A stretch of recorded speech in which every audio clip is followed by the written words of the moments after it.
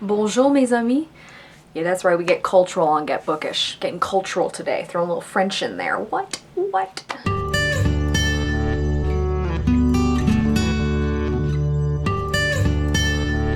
Today I have a review for you on the book that was chosen for me as my next read following my most recent book haul. It was between Fahrenheit 451 and Brain on Fire, My Month of Madness by Susanna Cahalan. Now, when I originally hauled this book, I said, like I'm sure everyone else does, said Callahan, but she even mentions it in the book. The name is not Callahan, it's Cahalan, so I need to make a point to, mention that because it's important. It's important to call someone by their actual name. So, Susanna Cahalan. This is a nonfiction account of a really medical mystery that occurred to this 24-year-old woman and how it completely changed, derailed her life, and then how she managed to come back from it. Obviously, she's lived to tell the tale because she wrote an article about it in the New York Post and then eventually wrote this book based off of that article. So when the book opens, Susanna is working at the Post. She's been there for a number of years now, and she's got a boyfriend, she's got an apartment in New York City, she's doing okay.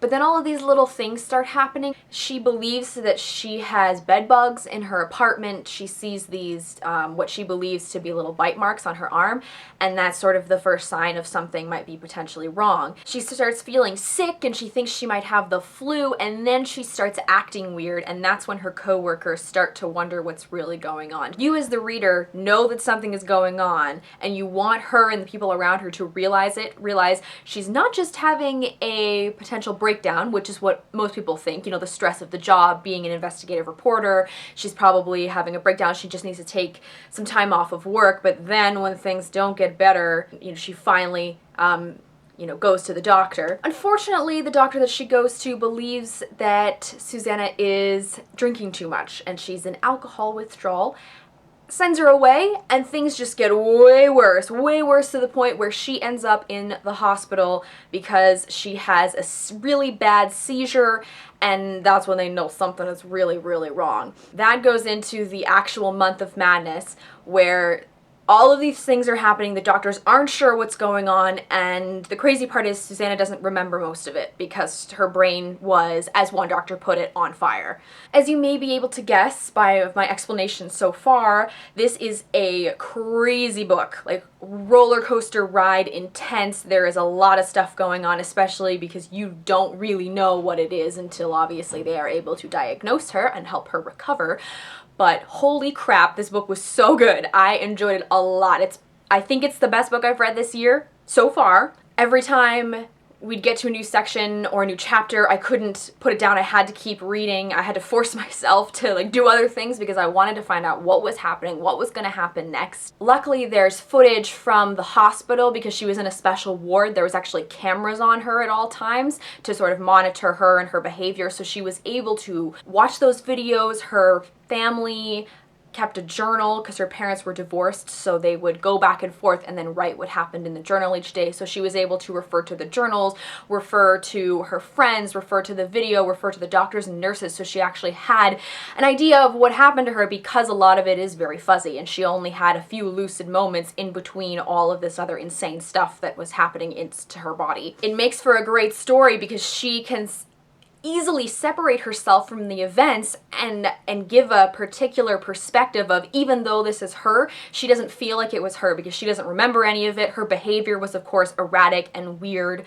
so she doesn't really think of it as being her. So it gives her this really great perspective on being able to write this book. You see her progression from this, successful, outgoing, bright, loving person to the madness within and all of the crazy things that she was saying and doing and the fits and the seizures, and then on her road to recovery and how much it actually destroyed her. It is mind-blowing to read in that sense.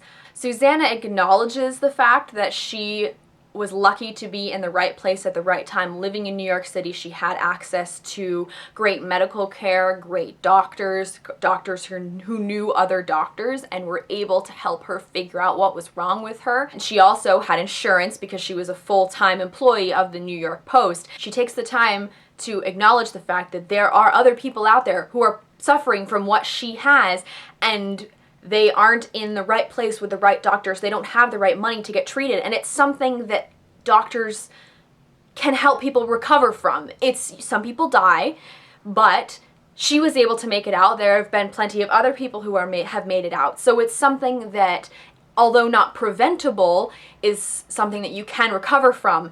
And that's great, but it's really scary for all those other people who can't access the great care and resources that Susanna had. As you may have been able to figure out from my review, this is a 5 out of 5 stars for this book. There was only one little complaint that I have, and it really isn't that bad. Sometimes the medical jargon was a little too much. I got a little lost. Most of the time it was fine. I'd say 90% of the time it was great, but 10% of the time when I was reading about all the medical stuff that she was going through on occasion, I was like, I don't really understand what's going on here. However, it doesn't really hinder the story, so if you're a little worried about medical jargon, don't worry about it. There's so many other fascinating things that she writes about with her experience and her family and how they dealt with it and how they helped her, and her friends and the doctors and the relationship that she, developed with them, what she's doing now that she has recovered and, has written this story, what she's doing to get the word out about what she suffered from. If you're looking for a fast-paced, fascinating nonfiction read, this is it. You need to pick this up. It is so good. If you guys have read Brain on Fire, please let me know down below, what were your thoughts? Were you as taken with it as I was? We can chat about it down below. As always, all of our links are in the doobly-doo. Check those out if you feel so inclined. Thank you guys very much for watching, and I'll see you later.